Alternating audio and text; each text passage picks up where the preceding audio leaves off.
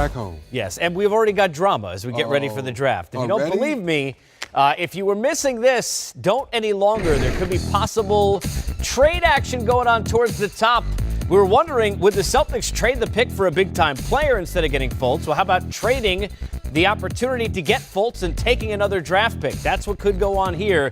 The Sixers hot in talks to try and get that number 1 pick as we get a chance to bring in our own Hall of Famer David Aldridge to join us and get us the lowdown on this. DA, give us the latest on kind of where we're at between Philadelphia and Boston. Well, I mean, look, the talking is going on between those two. It's, several picks and players going from Philly to Boston for the number 1 pick. It will allow Philly to take Fultz at number 1 if they feel like he has a chance to be a special player. I think a lot of people believe that ultimately Philly is going to have another ball handler on the floor to play with Simmons, that they're not going to play Simmons exclusively at point guard going forward. This would allow them to have another guy who can handle the ball, initiate offense, make plays for him, other than Ben Simmons. So from that standpoint, it certainly makes sense.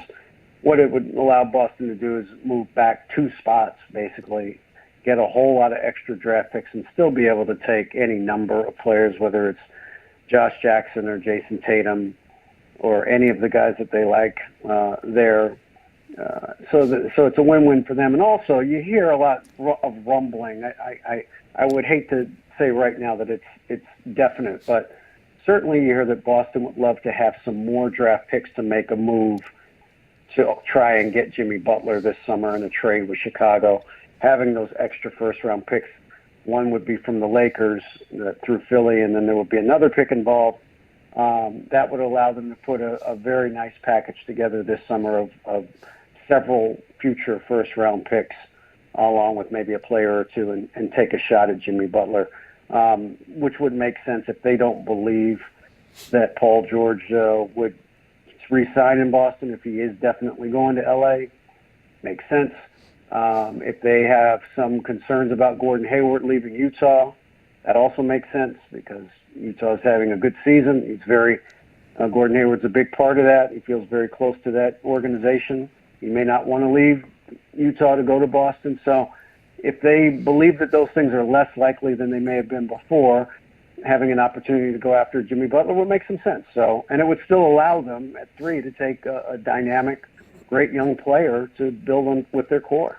People at home right now with their NBA 2K Xbox controllers sitting there, how do I fix my roster? A lot of ramifications from this possible deal, including Isaiah Thomas, who would feel like he's about to get paid. Yeah. How about Fultz? We talk all the time about how Ben Simmons kind of fits in. Do you think Fultz is a guy who would fit the system that the Sixers are trying to put together? Yeah, I think D.A. put it around the head. If Ben Simmons is going to be your point guard or de facto point guard, or can both guys be on the floor at the same time taking care of handling the basketball? And as you break it down the defense, which guy is ready to catch and shoot right now? Because you know one thing about our NBA, once you break down that first line of defense, the second line's coming. Is the second guy ready to shoot the basketball?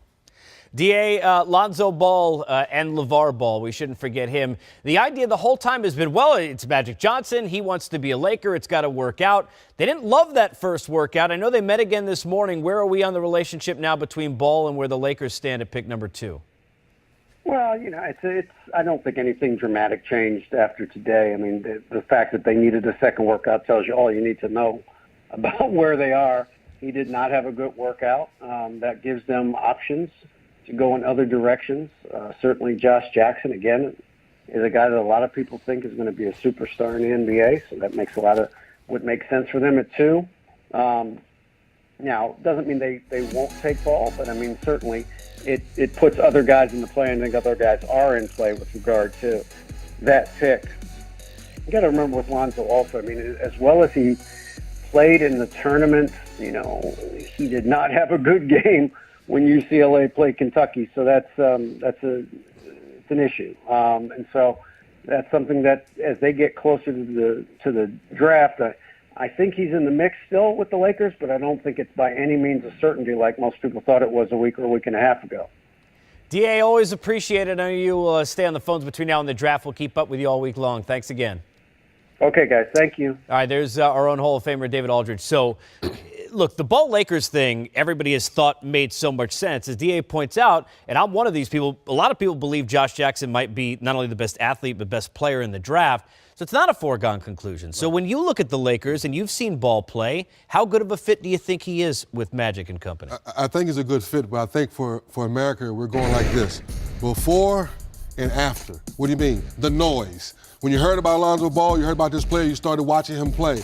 Then the dad got involved and you started saying, what's really going on? So if you put your headphones on and just watch this kid play, he has a flat-out feel for the game. Yes, the shot's a little quirky, like a la Kevin Martin, but that shot went in. But feel for the game, toughness, making the right decisions. I like everything I see. Size, all that. I just put my headphones on when I hear Dad lose his mind a little bit. I like the player. Yeah, Dad won't be on the court. That'll be the good news for whoever coaches him. He may be in the seat right behind the coach.